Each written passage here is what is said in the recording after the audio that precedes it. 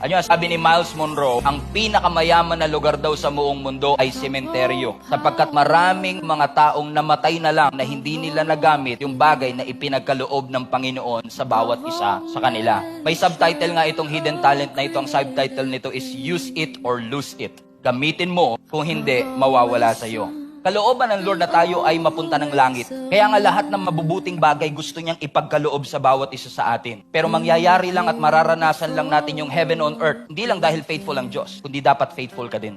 One time somebody asked me, Pastor, paano ka magpapasalamat sa Panginoon kung yung magulang mo kinuha na niya? Sabi ko sa kanya, malungkot na pangyayari, di natin ginugusto na mawalan tayo ng mahal sa buhay, pero makakapagpasalamat ka na sa loob ng 37 years ipinagkatiwala siya sa iyo. Is still a gift. Is still something you should be grateful for. Because even the breath that we breathe is a gift from God. Sabi ng scripture, every good gift comes from above.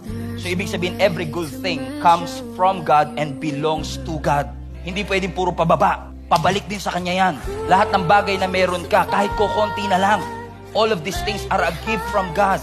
Hindi mo yan nakuha on your own. Hindi mo yan in-earn on your own. You did not make it on your own. You did not achieve that on your own. If it had not been for the grace of God, hindi mo yan makukuha. That's why ang papuri lagi sa Panginoon kasi every good things that you have is a gift from God. You came in this world with nothing and you will leave this earth with nothing.